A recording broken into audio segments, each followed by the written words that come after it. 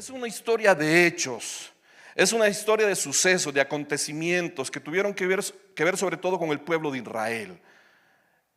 Entonces, en este punto del tiempo, Jerusalén, hermano, como hemos visto por varios días, está ya amurallada. Amén. Está amurallada, los muros ya han sido levantados, los muros ya han sido reedificados. La ciudad está amurallada, pero no estaba aún bien poblada. Necesito que tenga eso en la memoria. Los muros están levantados, están reedificados, el templo ya está también reedificado. Esdras se ha encargado de eso, pero hay un detalle: la ciudad aún no está completamente, ¿qué le dije? Habitada. Amén. El detalle es que para que una ciudad prospere y sea grande, ¿sabe qué necesita? ¿Qué necesita? Gente. Para que una ciudad, para que un pueblo sea grande, sea próspero, para que un pueblo, mi hermano, pueda ser grande, debe de ser poblado. Debe de habitar gente dentro. Amén. Ahora, ¿cuál había sido el problema de Jerusalén? El problema había sido que por más de 70 años Jerusalén había estado desolada, abandonada, deshabitada. Israel había quedado como un muladar, había quedado, hermano, como un pueblo fantasma por más de 70 años. ¿Sí, amén?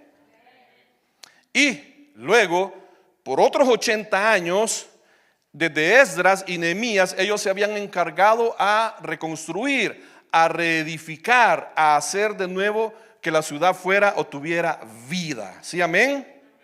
Ahora había un detalle. A pesar de todo lo que habían hecho, a pesar de todo lo que habían trabajado, no habían logrado repoblarla de la manera como era necesario. Ahora, ¿de qué trata el capítulo número 11 de Nehemías? ¿De qué trata? Habla acerca de la tarea de Nehemías de poder traer gente a que habitaran la ciudad. Algo así hicieron las naciones de Canadá y Australia. Usted conocerá a alguien que décadas atrás, allá por los 90, allá por finales de los 80, principios de los 90, ¿conocerá usted a alguien de su tierra natal que se fueron para Australia a rehabitar allá? ¿Conocerá a alguien? ¿Sí? ¿Sí? Oh, mi hermana Rosaura. Sí, ella trabajaba ayudándole a las personas, no que se fueran a Australia, sino a Canadá. Porque la otra nación que ha recibido personas para habitar donde ellos y activar ha sido Canadá también. Pues algo similar estaba ocurriendo con Jerusalén. El capítulo número 11 está hablando acerca de la estrategia que Nehemías utilizó para poder repoblar la ciudad.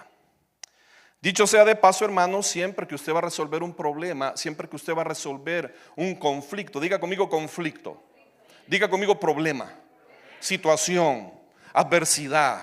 Siempre que usted va a resolver algo que está pendiente, hermano, usted necesita una estrategia. Usted necesita una estrategia, usted necesita un plan. Usted necesita, mi hermano, una forma ordenada de pasos a seguir para poder resolverlo. Las cosas no se resuelven por sí solas.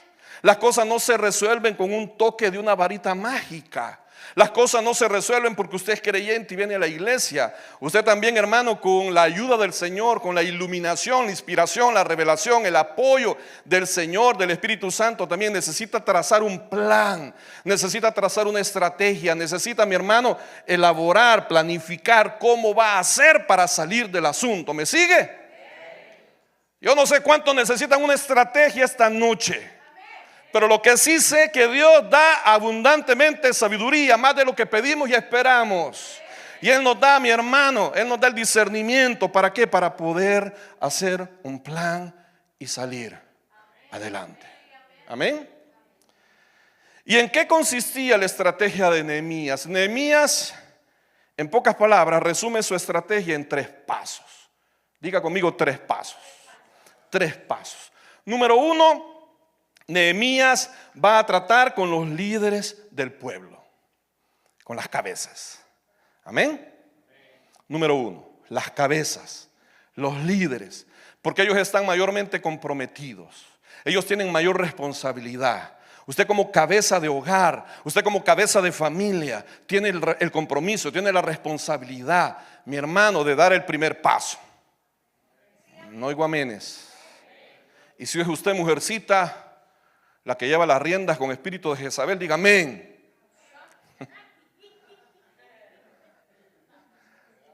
Esa era una curva. Diga amén.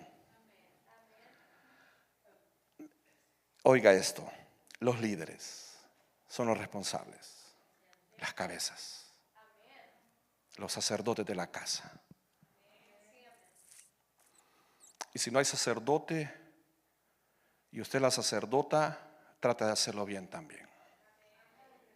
Trate de hacerlo bien. Trate de buscar dirección de Dios, sin rebelarse, sin dejar de ser sumisa, sin pretender imponerle a su marido. Dios le va a dar discernimiento, Dios le va a dar astucia, Dios le va a dar tacto, sagacidad se llama, para darle rienda, darle rumbo al hogar, sin hacerlo sentir que es un mandilón, sin hacerle sentir que él no lleva las riendas del hogar. Pero ese es otro sermón, hermano. Ese es otro sermón. ¿Sabe que la Tsunamita tiene una tercera entrega? ¿Sabía eso? La Tsunamita tiene una tercera entrega, una tercera parte. Se llama la Tsunamita, el marido que no debías tener, así se llama. Sí, el marido que no debías tener, pero ese es para un culto de hombres. Así que no lo vamos a predicar en la iglesia. El plan de Nehemías trata en tres partes. Número uno, los líderes. Número dos, los sorteados. Los sorteados, los que se sacaron el boleto a Jerusalén por rifa. ¿Qué le parece? Rifaron, sortearon. Y dice la palabra que de cada 10 sortearon que uno iba a ir a habitar Jerusalén. ¿Me sigue? Y el tercer grupo son los voluntarios, que aquí es donde vamos a hablar más el resto de la noche. Los líderes, los sorteados o los que ganaron el boleto rifado y los voluntarios. ¿Sí, amén? Hablando de los líderes, vea por favor rápidamente el versículo número 1 para que no nos tome el tiempo y avancemos. Hablando de los líderes, dice el versículo número 1, habitaron los jefes del pueblo en Jerusalén. ¿Sí, amén? Habitaron los jefes del pueblo en Jerusalén. ¿Qué significa eso? Fue bueno que los jefes del pueblo pusieran el ejemplo al vivir en Jerusalén. Fue bueno, era necesario, era lo menos que se podía esperar. ¿Están acá? ¿Me está siguiendo? Era bueno, era necesario, era lo menos que se esperaba que los jefes del pueblo, los líderes, las cabezas pusieran el ejemplo de ir a vivir a Jerusalén. Amén. Sí, amén. Oiga, los líderes, sean pastores, los líderes sean padres de familia o madres de familia, los líderes sean maestros, los líderes sean así manager, sean así supervisores o tengan algún puesto de autoridad sobre otras personas, deben establecer el patrón, deben de establecer el ejemplo con sus vidas. Por eso era bueno que las cabezas del pueblo tomaran la iniciativa de ir y por voluntad propia dar el ejemplo habitando en Jerusalén. Amén. Oiga esto, un líder, llámese padre de familia, maestro, director, etcétera, un líder no tiene ningún derecho a esperar que las personas hagan lo que ellos mismos no hacen. Hello. Usted como cabeza no tiene derecho a esperar nada de sus hijos que usted no dé el ejemplo. Hello. Y eso es algo serio, hermanos. Si usted no da el ejemplo, no espere que los demás lo hagan. No tiene autoridad para exigir. Y nuestros hijos saben lo que nos echan en cara. Usted lo sabe. Usted lo sabe. Nuestros hijos nos echan en cara que nosotros no damos el ejemplo. Nuestros hijos nos echan en cara que nosotros no practicamos lo que predicamos, no hacemos lo que exigimos. Pide orden en la casa y usted es la primera o el primero en no poner orden. Exige que no digan malas palabras y a usted es la primera o el primero que se le salen las palabrotas. Espera que sus hijos amen a Dios, sean devotos del Señor y no del ejemplo. No del ejemplo.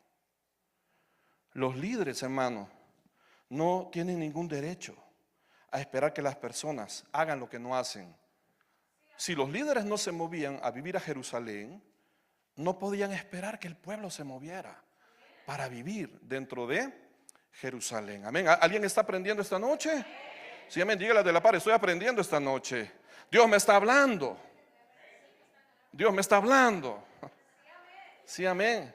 A mí también, dígale. Sí, amén. Los líderes. Por eso, hermano, es un gran compromiso. Es una gran responsabilidad. Desde la música que oímos, los programas que vemos, las pláticas que tenemos, la manera como nos dirigimos a los demás. Quiero decir algo, hermano, muchos de nuestros hijos están contaminados y yo lo sé perfectamente. Muchos de nuestros hijos están contaminados, están predispuestos. Muchos de nuestros hijos están prejuiciados. Muchos de nuestros hijos tienen el corazón y el alma y la mente envenenada. ¿Por qué? Porque han sido testigos de pláticas que nosotros hemos tenido en nuestros hogares. Han oído pláticas donde nosotros hemos ventilado asuntos de la iglesia, asuntos de los pastores, asuntos de los hermanos. Hello. Y su corazón, mi hermano, se echó al traste. El enemigo encontró la brecha por donde meterse. ¿Para qué? Para trabajar esa mente, ese corazón. Y ahora ahí están las consecuencias. ¿Cómo le exige usted amor por los hermanos si usted y yo como caníbales nos comimos al hermano?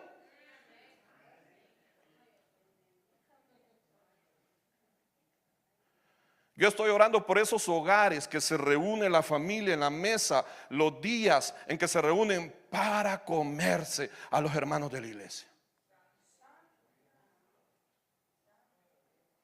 El tema de conversación no es el avance del evangelio, no son las cosas buenas que pasan en la iglesia, no son las cosas buenas que pasan en el evangelio, no son los alcances, no son las victorias, no es, mi hermano, lo rescatable, no es lo negativo, lo que no sirve, lo que incomoda, lo que no le parece, lo que no se ajusta, lo que no se acomoda, lo que está inconforme. Y ese es el ejemplo que damos, iglesia. Y yo sé que Dios está hablando. La próxima vez que se reúnen en su casa y comiencen a hablar lo que no deben, quítese de ahí en señal de protesta. No le digo hágase enemigo de su familia. Quítese de ahí y váyase a la sala. Váyase al baño. Párese con autoridad y diga, ¿sabe qué? Dejemos de comernos al prójimo y hablemos de otras cosas. Hablemos de la muerte del presidente de Irán, que si fue accidente, que si el helicóptero. Hello. Hablemos que, ¿cómo se llama el presidente de Israel? El primer ministro. ¿Cómo? Nathan S. Hablemos que le han emitido orden de captura. Hablemos que el gobierno de Alemania dice que si llega a entrar a Alemania lo van a capturar. Porque lo están acusando de genocidio cuando Alemania mató de más de 6 millones de judíos en la Segunda Guerra Mundial. Ya se les olvidó. ¿Verdad que hay temas que hablar, hermano? No, pero como eso no nos importa, eso mejor sabe más rico el hermano. Está más sazonadito el pastor, tiene grosura el pastor para no de celebración de otra iglesia. El punto es ese es el ejemplo que damos como cabezas. No esperemos mayor cosa, hermanos. No esperemos lo que no damos. Entonces, el primer grupo que va a habitar Jerusalén es los líderes. Amén. En segundo lugar, ¿quiénes están? Están los que la rifaron y No, están los que se la rifaron y la ganaron. La rifaron y se la ganaron, hermano. ¿Sí? Ve al versículo número 1, perdón.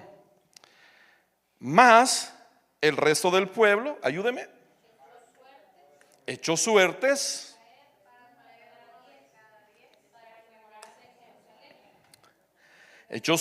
para traer uno de cada 10 para que morase, dice, en Jerusalén. ¿Qué le parece? Como quien dice que hagan grupos de 10. Amén. Hagan grupos de 10, haga ahí 10 numeritos. Y el que les haga el papelito Jerusalén, ese se me va a vivir a Jerusalén.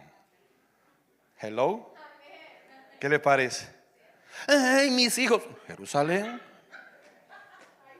Ay, que mi esposa, Jerusalén. Hello. Ahí dice, no me ve a mí.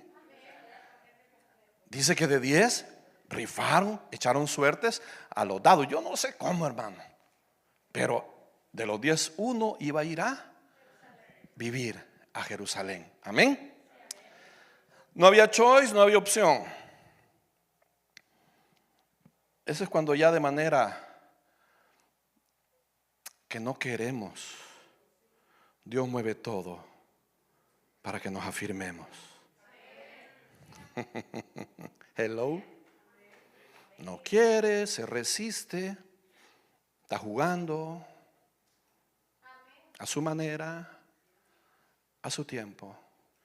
Y dice el Señor, ok, tira dados y le cae a usted. Ahora diga, ¿y por qué yo, Señor? Hoy tiene la respuesta. ¿Y por qué a mí? Hermano, echaron suerte y le cayó a usted. Porque Dios tiene un propósito. Sí, amén. Entonces usted va a decir ahora, ¿voluntario o rifado? ¿Quiénes la quieren rifada esta noche? Me agacho, ¿verdad? Paso. Amén. No juego, paso. Esa tanda no. Paso. Y luego están los voluntarios. Baje al versículo número 2 rápidamente. Los voluntarios. Y bendijo el pueblo a todos los varones que voluntariamente se ofrecieron para morar en Jerusalén. Podemos decir, hermano, que los primeros, al ser líderes, tenían el compromiso, tenían la obligación. ¿Sí, amén? Podemos decir que los segundos, pues, no tuvieron opción. ¿Por qué? Porque salieron rifados. Pero los terceros, por eso dice ahí, que bendijo el pueblo a todos los varones que voluntariamente, ellos voluntariamente se ofrecieron para ir a habitar en Jerusalén. Y antes de entrar en el tema del voluntariado, quiero que hagamos dos consideraciones bien importantes. Póngame atención. Pero quizás le defino lo que significa voluntario y luego vemos las consideraciones para que tenga más sentido todo. Pastor, ¿qué significa el voluntariado? ¿Qué significa la palabra voluntario? Póngame atención. Es aquella persona que se integra. Diga conmigo, integra.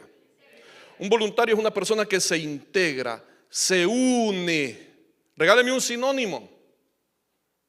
Una persona que se integra, se une, se acopla, se agrega. ¿Sí, amén? Se mete si quieren. Se pega. ¿Sí, amén? Se pega. Un voluntario es una persona que se integra, se agrega, se une de una forma libre. Libre. Y sin coacción. Sin coacción, sin presión, sin pucharlo.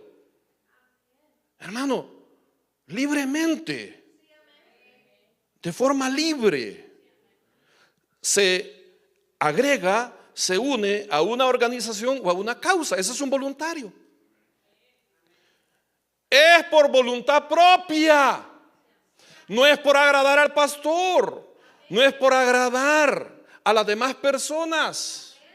No es por ver qué saco, no es, mi hermano, por otra manera u otro motivo u otra circunstancia, simplemente es por voluntad propia, me nace. Me nace. Es por voluntad propia sin que esté obligado a hacerlo. Ese es un voluntario.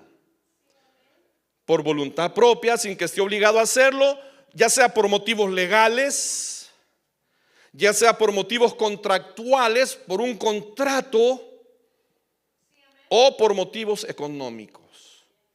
Ese es un voluntario. La iglesia está llena de voluntarios. ¿No tienen contrato? ¿Tienen contrato alguien? ¿Ha firmado algún contrato?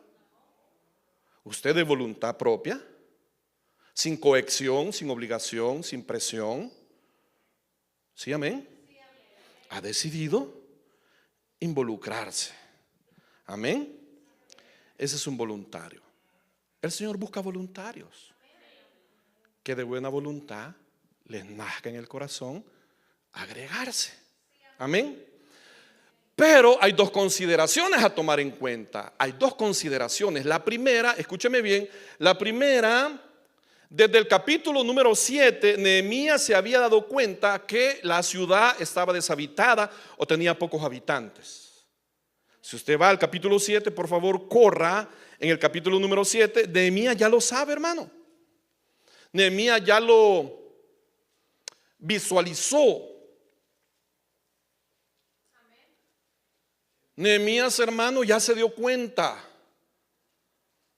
Dice 7:3: y les dije, no se abran las puertas de Jerusalén hasta que caliente el sol, y aunque haya gente allí, cerrad las puertas y atrancadlas, y señalé guardas de los moradores de Jerusalén, cada cual en su turno, y cada uno delante de su casa. 4: porque la ciudad era espaciosa y grande, pero poco pueblo dentro de ella, y no había casas reedificadas. Quiero decirle esto, hermano, desde el capítulo número 7, Nehemías se había dado cuenta que la ciudad no estaba completamente poblada. Él había detectado un problema, él había visualizado una situación, y ese es el discernimiento que cuando usted está a cuentas, cuando usted está en comunión con el Señor, cuando usted camina de la mano del Espíritu, el Señor le da el discernimiento, le da el juicio, le da la visión para darse cuenta, para percatarse que hay cosas, hay problemas, hay situaciones anómalas, anormales. Amén.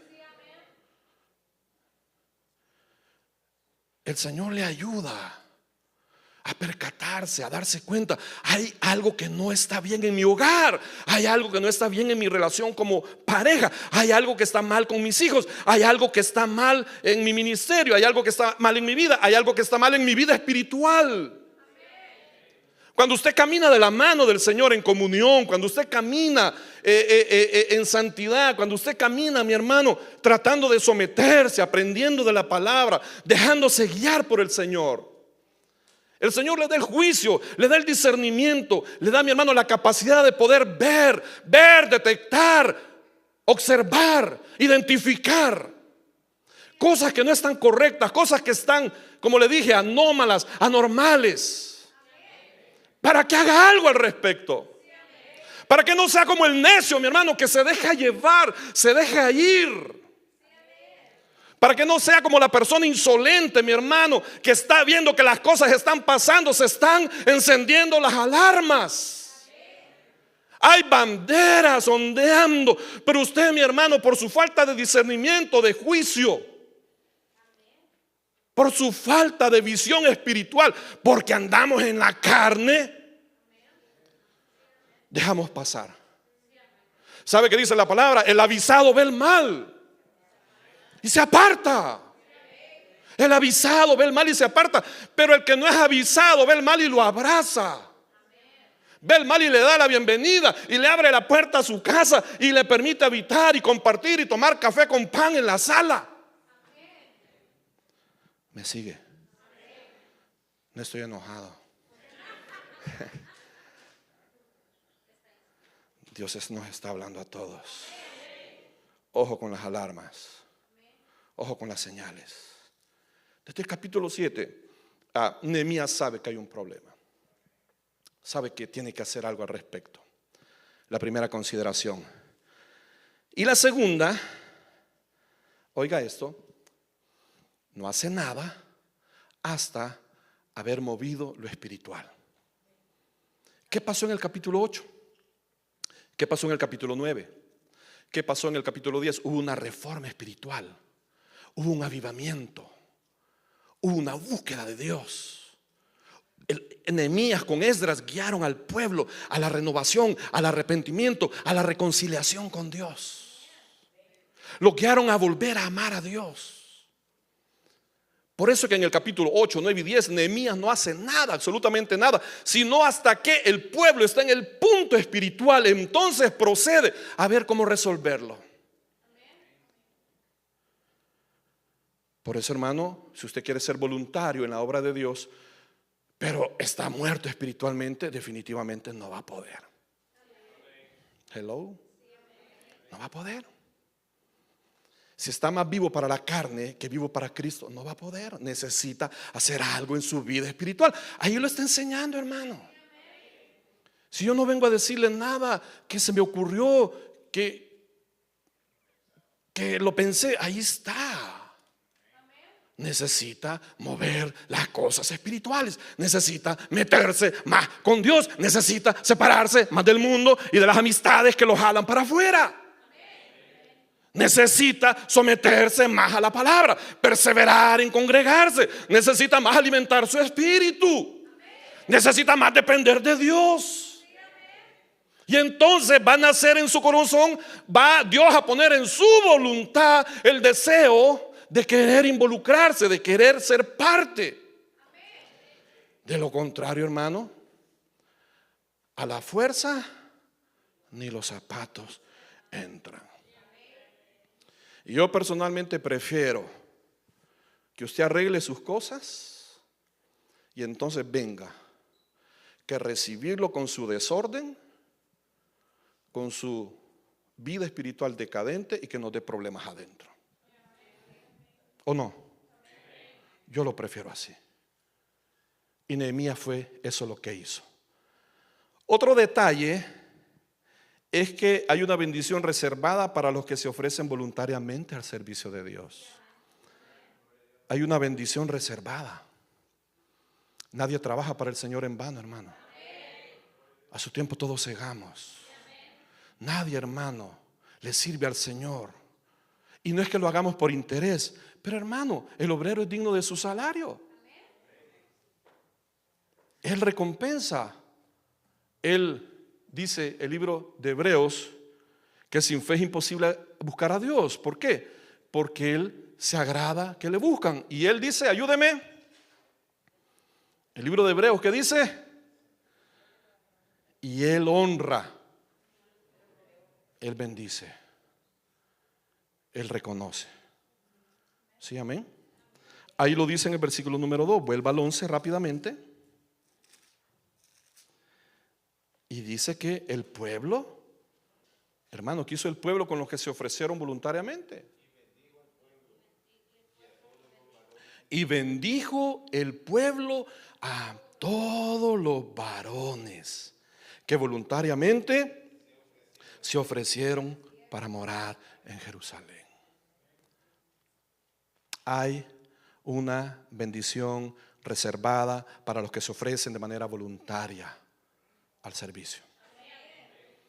Hay una bendición reservada para todos los que en su casa se ofrecen voluntariamente para ayudar. Es que a mí no me toca sacar la basura, sáquela, hombre. Es que le toca a Marito, sacar, Arianita. ¿Cuál es el problema? Eso me lo acaba de dar el Señor. ¿Ah? Sí, revelación. Es que a mi marido le tocaba, hermano, hágalo usted. ¿Cuál es el problema? En lugar de estar peleando que te tocaba, me tocaba, que era tu turno, no era mi turno. No, que la semana pasada, hermano, de manera voluntaria, de manera, hermano, su propia voluntad, ofrézcase a hacer lo que tiene que hacer. Es que los demás en su trabajo ya están peinando la gata. Hello.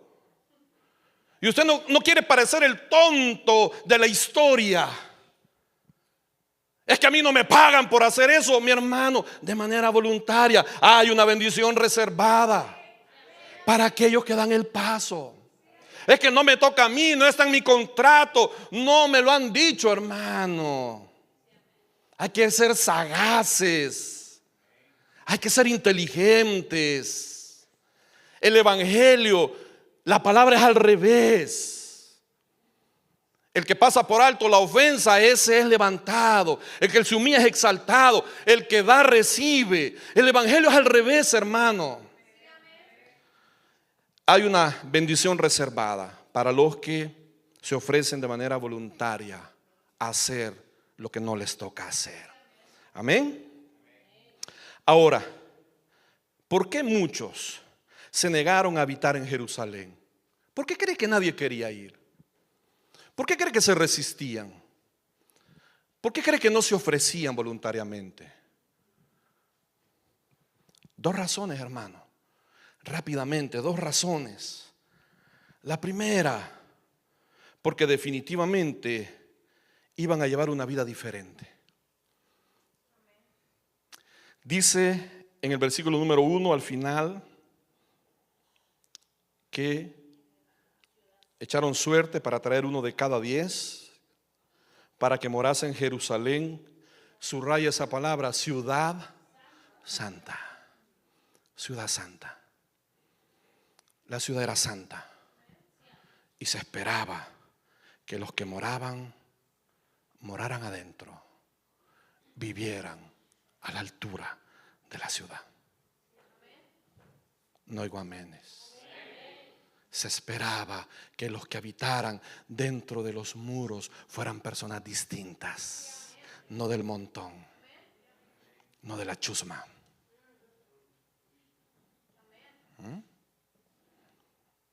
Y si le caigo mal es porque Dios le está hablando. Entiéndase con papá, no se entienda conmigo. Se esperaba que los que vivieran adentro llevaran vidas diferentes, vidas consagradas, vidas apartadas, que se comprometieran. ¿Por qué era la ciudad santa, hermano? Porque ahí estaba el templo del Dios vivo. Ahí estaba el templo del Dios de gloria. Ahí estaba el templo del Rey de Reyes y Señor de Señores. Ahí estaba el templo, gloria al Señor, de Jehová de los ejércitos. No era una basílica, no era una catedral. ¿Cómo se llama más chiquito? No era una capilla, pero hay otro nombre.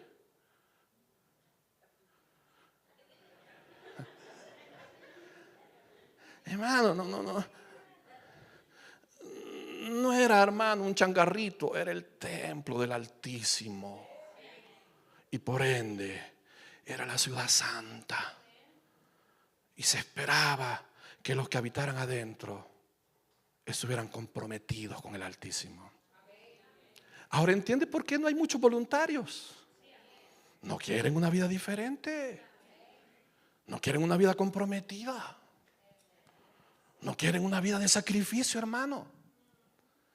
Si es sacrificado venir a las 6 y quedarse hasta las 9:30. Es sacrificado venir el sábado a las 4, hermano. Es sacrificado. Y el pastor de celebración que no les da agua, anda encima de ellos. Ese hombre es un déspota, tirano.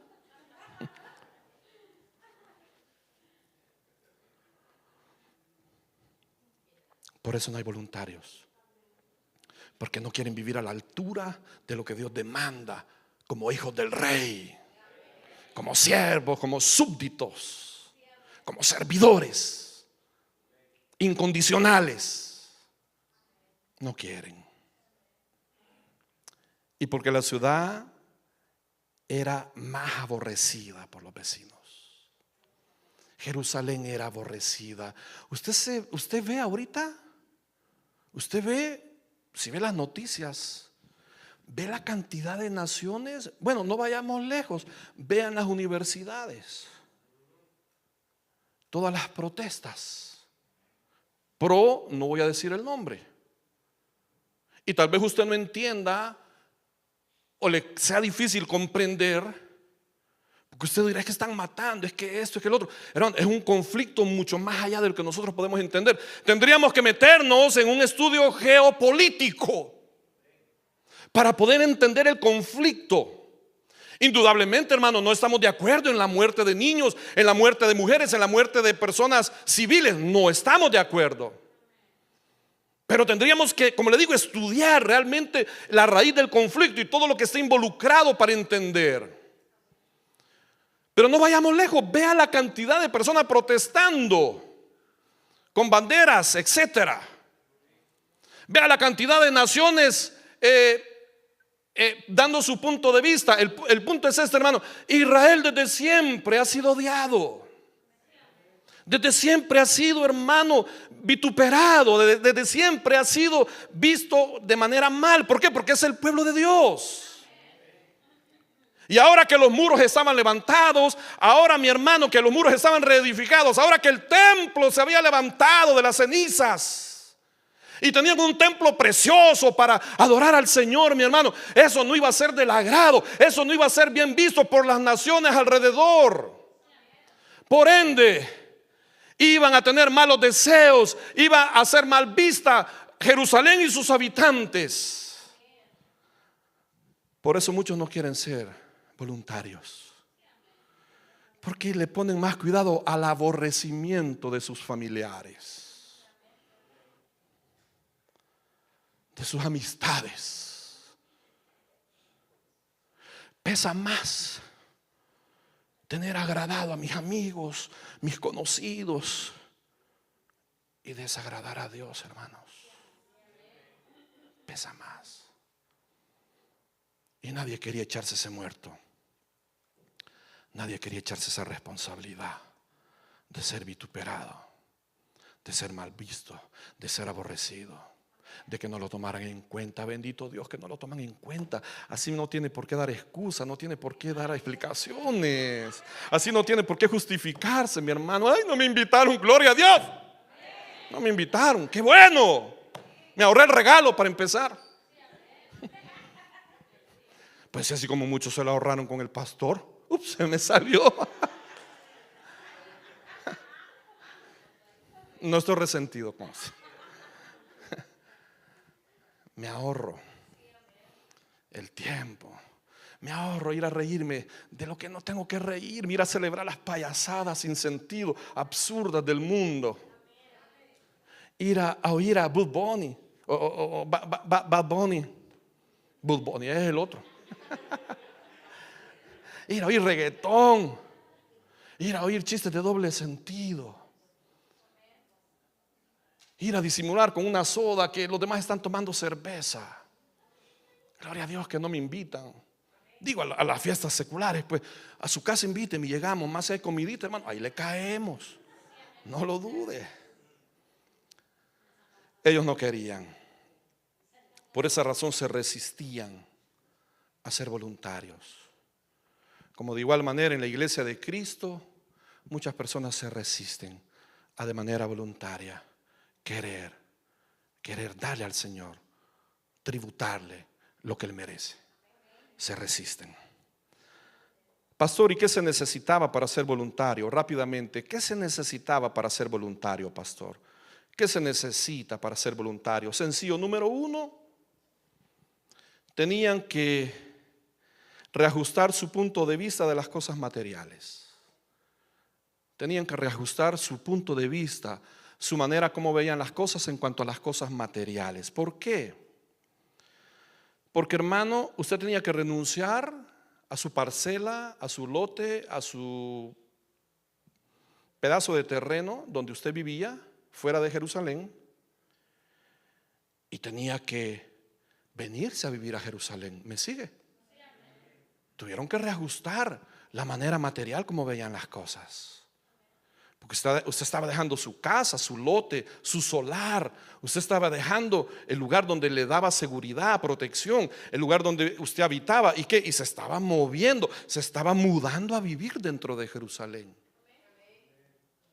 Para ser voluntario hay que hacer un ajuste, hermano. Va a cambiar nuestro estilo de vida. Va a cambiar nuestras prioridades. Va a cambiar nuestros horarios. Va a cambiar nuestra forma de ver las cosas. Quizás le van a decir, ¿querés un par de horas más? Y usted va a decir, pero es miércoles, día de servicio. ¿Sabes qué? ¿Te puedo traer a alguien para que me cubra? Tráelo, no hay problema. O dejó de ganar materialmente, pero hizo tesoros en el cielo, donde el orín y la polilla no corrompen. ¿Me sigue? Necesita reajustar la manera como ve las cosas. Y esa es la piedra de tropiezo de muchos. No quieren. Se resisten, no quieren cambiar la manera de ver las cosas, no quieren cambiar las prioridades. Día de servicio, día de honrar al Señor, pero no, hay otras prioridades, pastor. Que usted es muy radical, es que usted es demasiado cuadrado, pastor. ¿Acaso hay otra manera a la luz de la palabra? El que es conmigo, dice, el que no es conmigo, desparrama. El que no es conmigo, desparrama. Pero yo creo que no están preparados para esta plática muchos. Lo puedo ver en sus rostros. Lo puedo ver en sus caras. Es otra onda, hermanos. Es otra onda. Número 2. Tenían que reajustar sus prioridades sociales. Lo material, lo económico, las rutinas, los tiempos, los horarios, 1. 2, las amistades sociales, las prioridades sociales. Hermano, le pregunto, ¿cuántos amigos cree que dejaron los que se fueron a vivir a Jerusalén? ¿Cuántos amigos cree que dejaron? ¿Familiares? Reajustaron su visión social de las cosas, porque se vinieron a vivir a la ciudad santa. ¿Me sigue? Si usted quiere ser voluntario, hermano, va a tener que reajustar sus prioridades sociales, sus amistades. Yo sé que de solo pensar en dejarlas se le parte el corazón, le duele el alma. ¿Cómo no, pastor? No me la quite, mi amiga, mi amigo, no. Todo menos eso, pastor. Sus paseos. Y no que sea malo vacacionar, no, hermano, no que sea malo. Dedicar tiempo para el ocio. Dentro de su presupuesto debe de haber un rubro, debe de haber una cantidad destinada para el ocio, para vacacionar, hermano. Si tiene un presupuesto como debe de ser, debe de provisionar también sus vacaciones para no topar las tarjetas. Que eso está mal. No está malo. Lo que está malo es cuando eso tome el lugar del Señor. Ahí sí ya está desbalanceada la situación. Oiga esto, tenían que ser fuertes de espíritu para soportar los problemas dentro de la ciudad. Era una ciudad en vías de construcción. Era una ciudad que estaba reconstruyéndose. Era una ciudad que estaba reedificándose. Era una ciudad que estaba, mi hermano, haciéndose todo nuevo. Estaban haciendo nuevas las tuberías de agua. Estaban poniendo un nuevo tendido eléctrico. Estaban tendiendo un nuevo, sistema de cable, de internet. Hello. En el capítulo 7 usted ve y dice, no habían muchas casas reedificadas. Entonces, ¿qué pasa? Usted tenía que ser de espíritu fuerte, templado, para dejar la comodidad, dejar la ausencia de conflictos y venir a vivir dentro de la ciudad y esperar que todo se normalizara de igual manera. Muchos no quieren entrar a el voluntariado. ¿Por qué? Porque no tienen el espíritu suficientemente templado y fuerte para soportar, mi hermano, las diferencias, los problemas, los malos entendidos que va a haber dentro de nosotros, acá en el cuerpo de Cristo. ¿O a poco no? ¿No hay problemas? ¿No hay malos entendidos? ¿No hay críticas? ¿No hay murmura? No hay situaciones. Pero para ser voluntario usted tiene el espíritu fuerte, hermano. Porque no nos ha dado Dios un espíritu de cobardía, sino de poder, amor y dominio propio. Porque el fruto del Espíritu es amor, gozo, paz, paciencia, benignidad, bondad, fe, mansedumbre, templanza.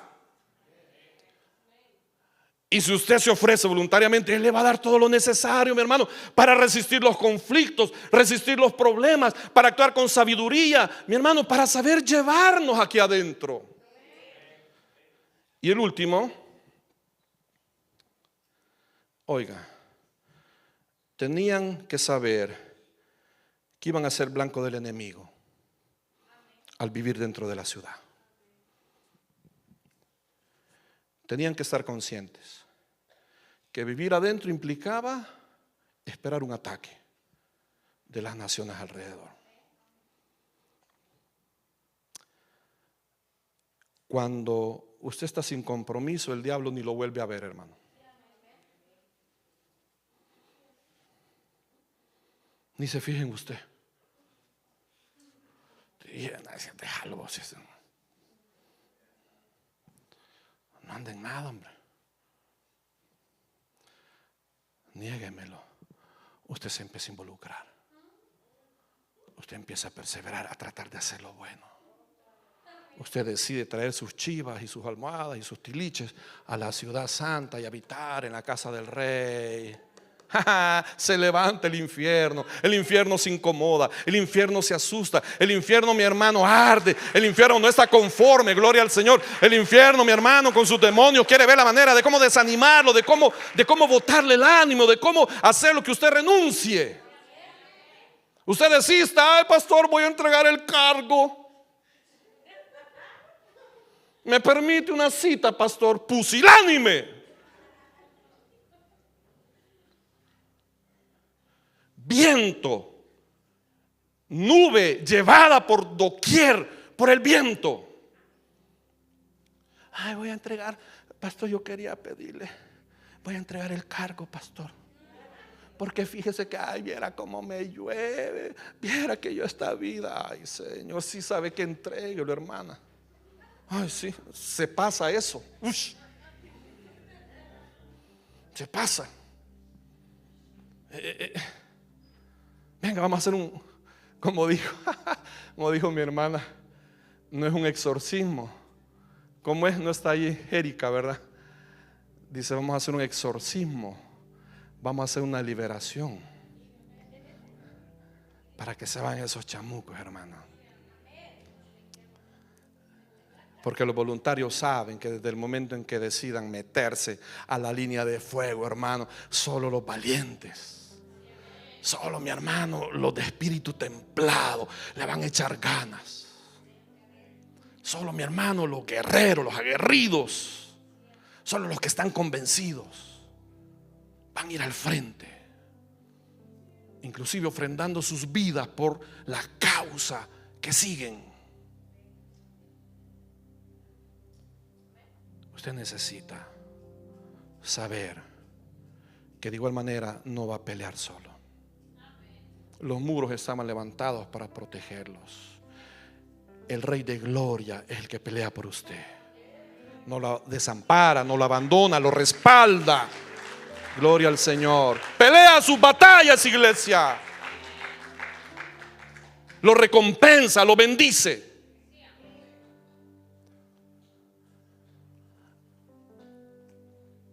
Estábamos hablando acerca de los que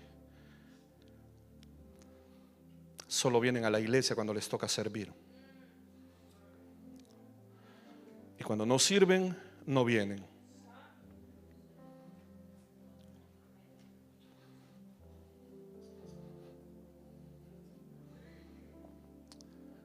Y yo le decía, ¿qué hacemos? ¿Hablamos con ellos? ¿Los animamos? ¿Los exhortamos? O les decimos, ¿sabe qué? Si usted no puede venir cuando le toca recibir, no puede servir. Y nos la rifamos a perderlos. Y alguien me decía, pastor, exhortémoslos con amor y enseñémosles a amar a Dios. Sí, fíjate, le digo, pero más allá de amar a Dios, hermanos, más allá de amar a Dios, porque el amor es acción. Amar es un verbo. Amar no es sustantivo, como dijo aquel, no es un nombre, es un verbo. Acción. Y yo le decía, sí, tenemos que aprender a amar a Dios, pero también yo debo de ser sensato, debo de ser cuerdo. Yo también debo de ser inteligente y pensar. El evangelio es progreso, el evangelio es avance, el evangelio es victoria, iglesia. El evangelio es restauración, transformación. El evangelio es una nueva vida. El evangelio es algo distinto, lo que nunca pudo ver en el mundo, en el evangelio logra verlo. Lo que nunca gozó en el mundo, en el evangelio viene a gozarlo. Viene a liberarse de muchas cosas. Viene a llenarse de poder. Viene para crecer, prosperar, para ensancharse. Y si yo fuera un poco inteligente, pensaría en todo eso para asirme, para afianzarme del Señor y no soltarme. Si fuera un poco sensato y cuerdo, mi hermano, yo me metería con el Señor como vimos el día sábado. Como dijo Jacob, no te soltaré hasta que me bendigas, y de aquí no me voy, y si me echan me regreso. Como hizo la tsunamita, se postró a los pies de Eliseo y nada ni nadie lo movió. La movió hasta que el hombre fue al aposento a darle vida al hijo que estaba muerto. Ese es el evangelio, iglesia. Esa es la palabra que predicamos. Esa es la fe que compartimos. Pastor, ¿y por qué no llega a mi vida? Va a llegar, iglesia, va a llegar a su tiempo, va a llegar. Vendrán tiempos mejores. Como han habido vacas flacas, va a haber vacas gordas, iglesia. Va a haber restauración. Porque Job lo perdió todo. Se quedó sin nada, con una mano adelante y otra atrás, pero perseveró hasta el final. Luchó, mi hermano. A pesar que la mujer le decía, maldice a tu Dios y muérete, Job supo esperar hasta el final. Y yo le invito esta noche, vaya y lea el último capítulo de Job y va a ver de qué manera Job fue recontra rebendecido 2, 3, 4, 5 veces más de lo que algún día tuvo. Ese es el evangelio. Esa es la fe que predicamos. Ese es el evangelio que predico, no de prosperidad. No me malentienda. No soy predicador de la prosperidad. No le estoy diciendo venga y traiga su dinero. Le estoy diciendo crea, persevere, métase con el Señor, insista, ore, sirva, sea voluntario. Y si le nace en el corazón darle algo de lo mucho que Dios le da, hágalo. Y si no, no lo haga. No me explique, no se justifique conmigo. Es entre usted y Dios. No es conmigo. Ese es el evangelio, iglesia. Eso es lo que a mí me enseñaron. Y eso es lo que predico. Y eso es lo que creo. Porque es lo que yo he vivido. Es de lo que yo soy testigo. Es de lo que puedo testificarle. El que tenga oídos para oír, que oiga, iglesia. Amén. Dele un aplauso al Rey. Nos vamos a poner de pie, iglesia. Gloria al Señor. Póngase de pie. Póngase de pie.